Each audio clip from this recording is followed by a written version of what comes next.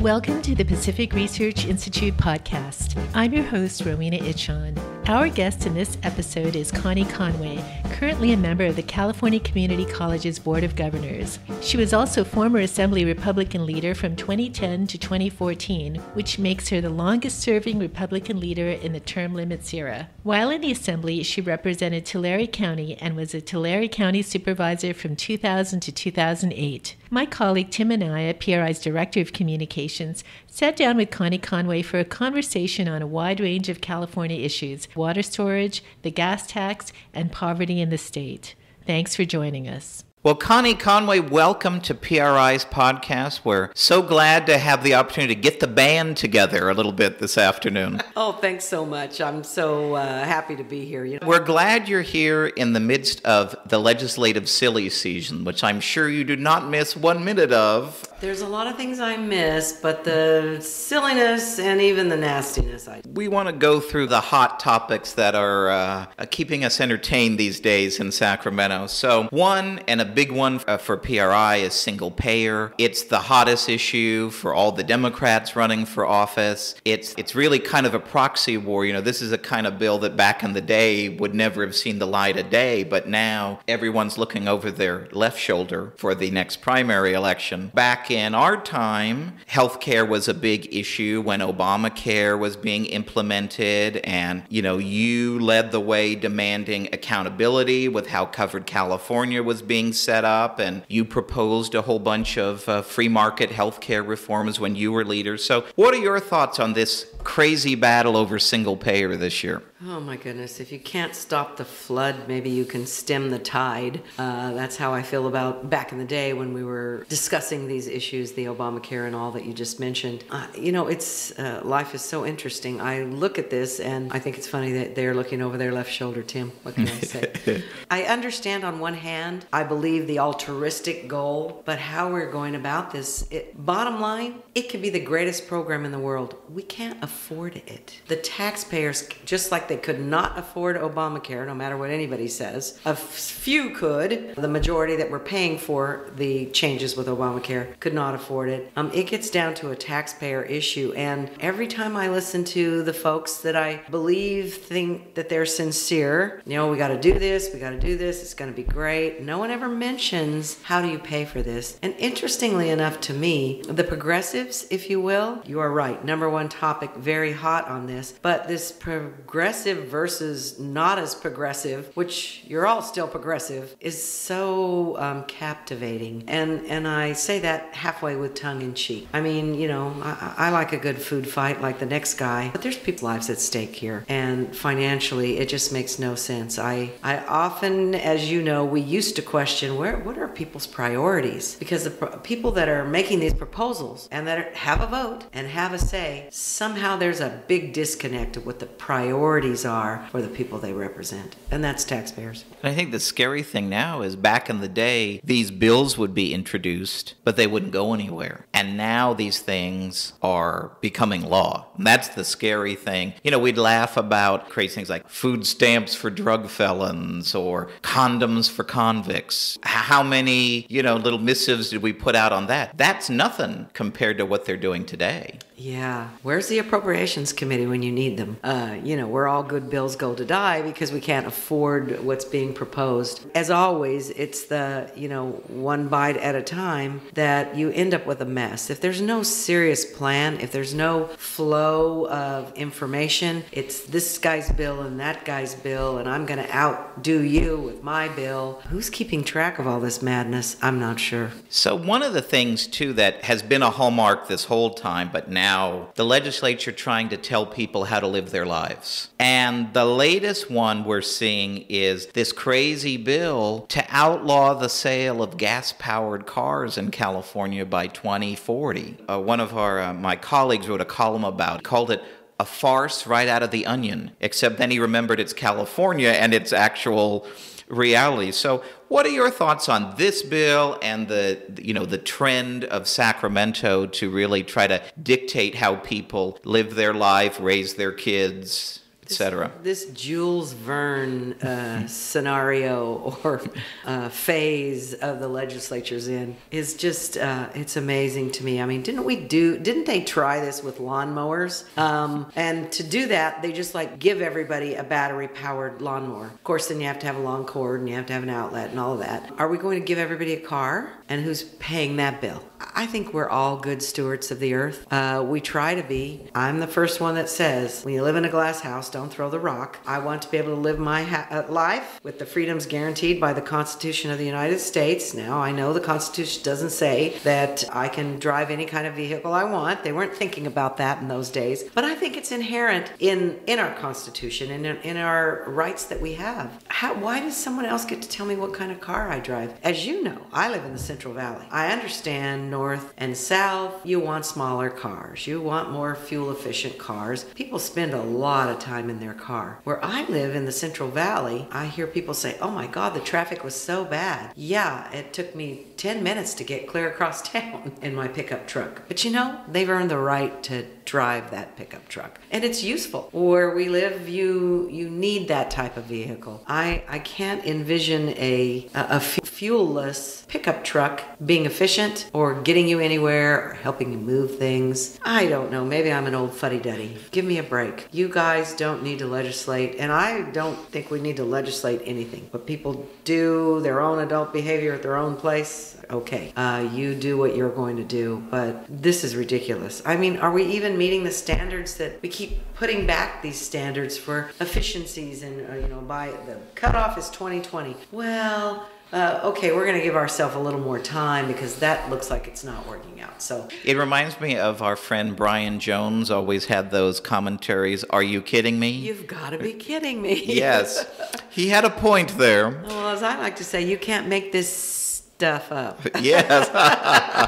So another hot fight right now that's ongoing is over water storage. And I know this was one of your key accomplishments when you were Republican leader. You were the force. We wouldn't have a water bond on the ballot to potentially fund water storage were it not for you. And you and your colleagues were quite clear when you passed that bond that this was for water storage, yet the bureaucrats are trying to pull a fast one and not fund what the legislature and the voters intended. So what are your thoughts on this and the prospect of actually getting this water storage funded that the people want? Oh, it hurts my heart because, believe it or not, in the end of those negotiations, there was direct intent, direct conversation with the governor. Everyone knew there was money put aside. Now, our argument was always this isn't enough, but at some point you can't get rid of the good in search of the perfect. So we seized the opportunity we felt at the time, and that was not a pretty process, but in the end I still believe that we got the best deal that we could get. And to those that criticize now, it's like you weren't there. But the fact that nothing has happened, what was promised has not happened yet, I understand how people could be critical of that. I do get it. They need to be critical of those that are holding up the intent of the water bond because the intent was there. When I first came to the legislature, water was a big issue. I remember some pointed remarks that then Assembly Member, now Congressman Jared Huffman made to me in the break room. Those will not be repeated right here. But we were arguing about water when I first got here, and we all know the sayings. Whiskey's for drinking, water's for fighting over. And as I like to say, agua es vida. Where I live, water is life because it impacts so much. But it's truly tragic to survive the droughts that we've gotten through for everyone. We're talking about poor communities, we're talking about cities, communities of interest, our agricultural economy. People can say what they want. It is the #1 industry in the state of California. We feed the world, California does, in many ways. So it's tragic that we cannot start these projects. The pumps in the Delta that everybody argues about and fights about, those aren't even paid for yet. Paid for by agriculture. They're still paying the bill. And yet the government comes in and says, well, we can't turn them on. So now they have some other scheme with twin tunnels, one tunnel. I don't know what's happening with any of that. And that money was hard fought for. The need is worse than ever. And the sadness of watching a great year of water roll out to sea and serve no purpose. Folks are willing to pay their fair share of this. There are people that will pay more than their fair share and store water and make it possible for all Californians. I think we're talking about health and safety. I mean, if we do not store water, you cannot conserve your way out of this. If we do not find more sources of water, I mean, desal would be great, but they don't want to do that because, heaven forbid, water storage above ground and underground, that was part of the deal and would serve so many masters. It's a sin, as my grandmother would have said, it's a sin that they're not letting it happen. But there's many of us that are not ready to give up that fight. So one of the fights that wasn't as fun as it could have been for you was the state budget, and we're about to get into the budget silly season. You had a front row seat every year to the budget as Republican leader, and one of the things that I think was one of your biggest accomplishments in the legislature in the 2011 budget was that you were able to hold Republicans together to stop them from cutting a deal with Jerry Brown to extend the 2009 taxes, and for once we delivered $1,000 in tax relief to the average family of 4. So looking at your past budget fights and looking at this year's, how do you see this one shaping up, and what do you think it will be like when Jerry Brown isn't governor? I was quoted one time as saying, well, the governor at least is an adult. He's the adult in the room because he's at least admitting that we have debt. He thanked me for that later, for the comment. Just that comment, yes. not for all of my comments. It saddens me. And when we were holding off the taxes, the reality for me, having been a county supervisor and then coming to the legislature, the taxpayers understand taxes. It's a tithe, if you will. But this was one of the first things I learned as a newly elected board member for the Board of Supervisors. People would say to me, I pay you a lot of taxes. You won't fix my road, or you won't do whatever. And I made a real study of this. I looked at the county budget. I love those pie charts, especially in color. I'm going to admit that. And I had a 3-page slide that I took around, and it was our county budget at the time with the little wedges of, what went where. And then I took out the wedge that the Board of Supervisors actually controlled. 20% of the entire budget, and broke that down. And for that, we had a dollar bill and we cut it into pieces. And at that time, and I haven't checked back with my county about whether that still holds true, but it was like, we're talking property tax. 65 cents out of every dollar goes to schools, and 6 cents to cities, and 7 cents to special districts, and another 6 cents to the county, and 3 cents to fire, and 1 cent to the library. The point is, taxpayers understand tax. The problem is we don't give them what they want. They believe for the taxes they're paying. I learned early on a safe community, a good school for their child, and infrastructure, meaning a road, a bridge, a way to traverse California that's so big. And that was one of I was thrilled that we won that little budget fight, if you will. But that's the problem that I see with so much legislation. They promise, if you vote for this, it's only going to be a small amount of tax, and it's going to go here, and it's never delivered. The promise is never delivered. So it's going to be interesting with the gas tax. Because to me, it looks like that might get repealed. And that's not a Republican-Democrat fight. When I look at the up and down and the comments and the amount of signatures and the people that don't want it, I believe that is both sides of the aisle and some folks that aren't in any aisle. People, I guess, maybe get to a breaking point. And in particular with the gas tax, I think it's because there's so much gas tax already, but they're not doing what they said they were going to do with it. So this is, I'm really a big believer in truth in lending. If you're going to tell me that if I vote for this is what I'm going to get, you better follow through on your promise. Right. I don't see that happening. And it's sad.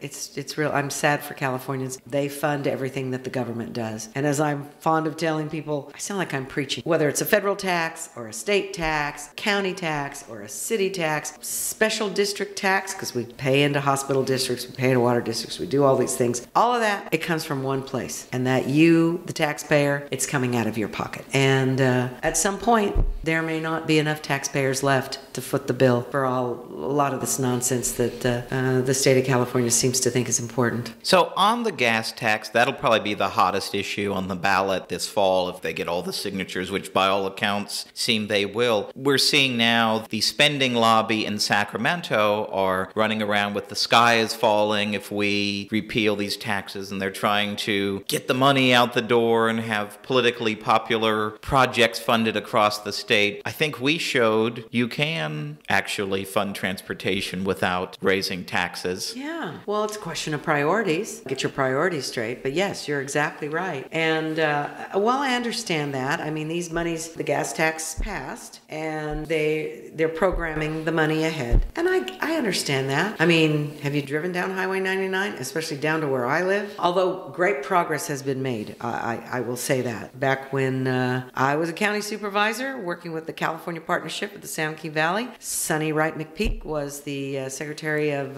Business and Transportation, and we had money set aside for Highway 99. It's the Main Street USA. $1 billion, I think, yes, in the Schwarzenegger bond. Doesn't go very far. No. But we're still working on that. So I understand the programming of monies, and I understand why the municipalities want that. I mean, because every day people are knocking on their door saying, hey, my road is bad. So while I understand the motivation, I'm wondering, what this looks like. So I believe your statement could not be more true. And my apologies to all the people that are running for something that think that they are the most important thing on the ballot. As far as the hotness level goes or interest level, I should think that will be a real biggie on the ballot. So one key budget priority, poverty and homelessness. It's been a big issue for PRI this year. We had our brief Good Intentions that came out earlier this year, and it evaluated government programs, and it showed that actually, and we shouldn't be surprised by this, I don't think, that private charities and nonprofits do a much more effective job than government in helping to lift people out of poverty. We had Senator Bates on the podcast a couple of weeks ago, and she's a former social worker. It's fascinating to hear her story. And she said, well, of course that is because they can actually individualize the care for each client, whereas government cannot do that. I know you represented back in the day, an area that has high poverty rates. Fighting fraud in our welfare programs is a big deal for you as a leader to make sure that money actually goes to who needs it. So what are your thoughts on these issues? Well, if government has a role in it, in my mind, maybe it's the hand up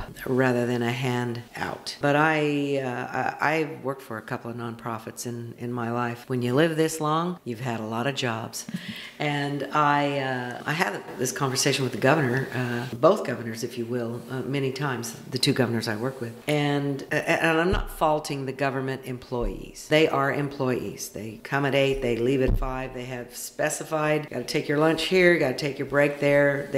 And sometimes I think they are overwhelmed. As a county supervisor, I was constantly calling Health and Human Services. I used to call employees all the time, say, how's it going? The department head comes at the board meeting and says, this is what's going on. How are you really doing? How are you doing? Let me know. If you're managing a caseload of 350 clients, I don't even think I could call them all and get them on the phone and have a 5-minute conversation with all of them once a month, let alone visit and help, fix, and all of that. And in my mind, the big difference between the government program, overhead for one, it's expensive, but with your private nonprofits, and they're not all perfect, but faith-based, however you want to, charities, whatever you want to call them, that is a calling, those folks. It's not just a job, it's a calling. I am amazed at what they do with the money that they have. They're an admin, I think in a government program, the admin's probably, 100%. The admin on a lot of these places, one in particular, as I said, that I used to work for, it was, our maximum was 10%, if that. They are allowed to have volunteers. My sister just retired from the school system. There's a lot of retired folks out there that are young and active. 60s the new 40.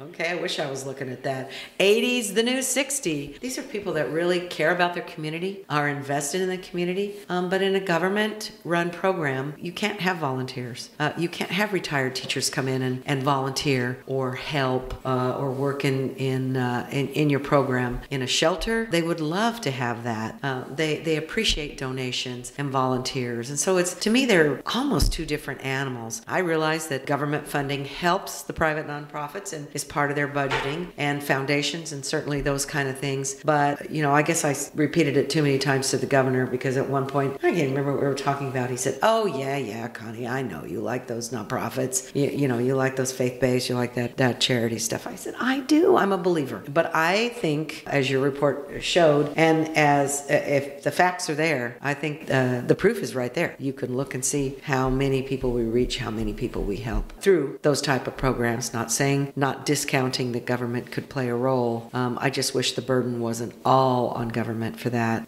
Let's let folks that really have a calling to help be part of this. Since we're around April 15th and Tax Freedom Day, taxes are naturally on everybody's mind these days, and there's some really hot issues affecting taxpayers these days. One, the effort to gut Prop 13 and go to a split roll system. That's something that's been kicked around the legislature for years, but now it seems like there may be a concerted push to go to the ballot with that. What are your thoughts on that and the impact it would have on California if that went through? Oh, what is it? Somebody always puts a chart out that you have to work till May, someday in May, to pay your...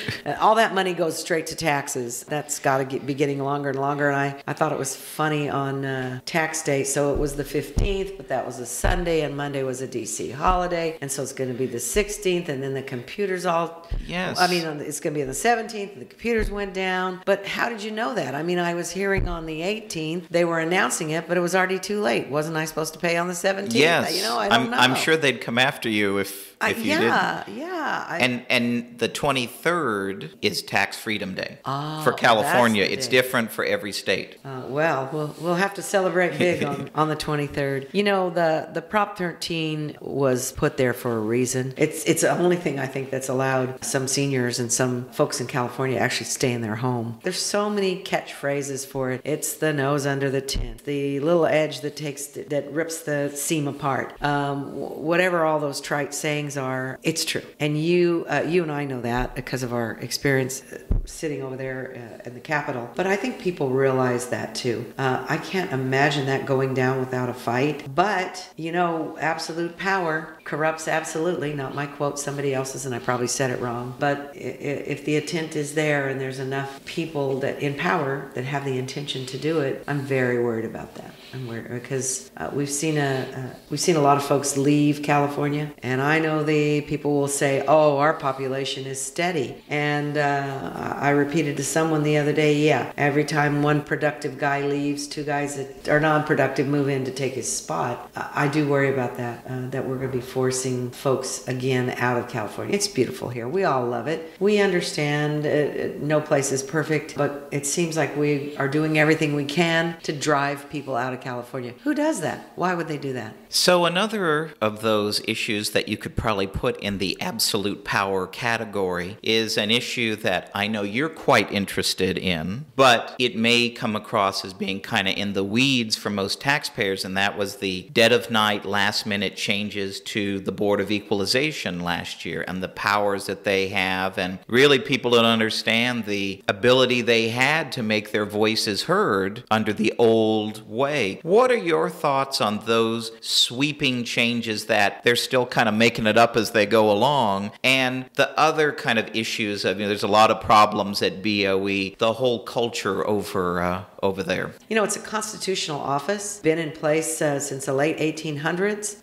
has constitutional duties spelled out. Some of the duties that the BOA was performing, they gathered up as time went by. My thoughts on that are many. One certainly is an elected body. You've taken most of the responsibilities, added on responsibilities, I get that, and created a new state bureaucracy and handed over those duties to bureaucrats. I don't know that anyone's going to win an assessment appeals ever again. It's an administrative law judge doing the hearing. With elected people, as flawed as people may be, at least you have to answer to the taxpayers every time there's an election. When you make a bureaucratic nightmare, who do they answer to?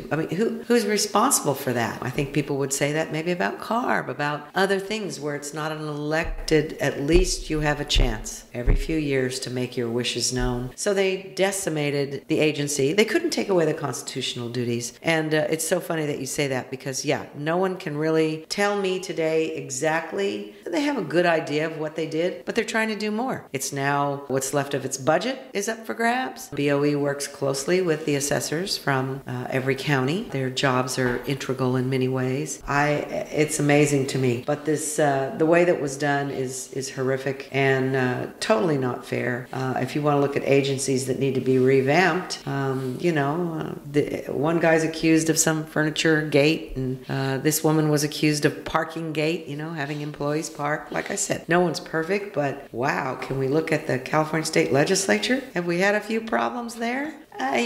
But no one's wanting to tear it apart or devastate it. Maybe I should start that.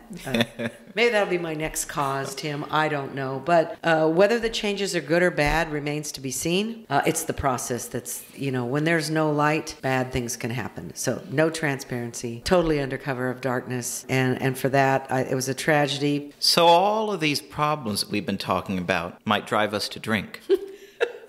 So we love nothing more at PRI than to have a glass of wine or some other adult beverage when discussing public policy. And I don't know if everybody knows this, but I know that you love the bubbles. I do love the bubbles. You're referring to Perrier, right? Yes, exactly. So we always ask our guests the last question every podcast to share their recommendation for a favorite wine or beer or cocktail that they should try. So not many people talk about the bubbles. So I was hoping you might have maybe one or two to recommend for people to try. There's so many. Right on the edge of Napa, on the way into Sonoma, one of my favorite bubbly creations is produced. It's called Le Rêve. It's outstanding. And before people think that I imbibe too much, because actually at our local Rotary charity auction the other night, my husband and I offered up a champagne tasting for 8 in our home with all the accoutrements, if you will. And I have 2 bottles of champagne that they don't make anymore. It used to be White Star. It's now a similar blend called Imperial, but we put a bottle of White Star and then a Cremant that isn't produced anymore, and that's in the pile. And so we did a great work of charity for our Rotary Club, actually my husband's Rotary Club, but that anything in excess is not good. But at the end of a day of hard fighting on behalf of the taxpayers, a little glass of bubbly goes a long way for me. Well, on that note, Connie, thank you so much for coming and joining us. It was great to see you again and catch up and talk about all these wild issues that we're still facing. Oh, thank you so much. I miss you. I miss the camaraderie. I actually miss the people in Sacramento, both sides of the aisle, everyone. I don't miss some of the ugliness or the nonsense, but it's okay to miss people because at the end of the day, we can always hope for the best. That's why I do things with humor, Tim. I think if I don't laugh, I'd spend all my time crying. Thanks again to our guests, Connie Conway and Tim Anaya. If you like this episode, please tell your friends and subscribe to PRI's podcast at iTunes, Google Play, Stitcher, or TuneIn. And please do us a favor and give us 5 stars. You can also listen to our podcast on PRI's YouTube page, youtube.com/Pacific Research 1. That's the number 1. Also, check out our blog, Right by the Bay, on our website at pacificresearch.org. And if you're in the Los Angeles area, please join us on June 29th for a discussion and luncheon with Andy Puzder, former CEO of CKE Restaurants. You can find all the details on our website at pacificresearch.org. Thanks for listening. I'm Rowena Itchon. We hope you'll come back again for another episode of PRI's podcast.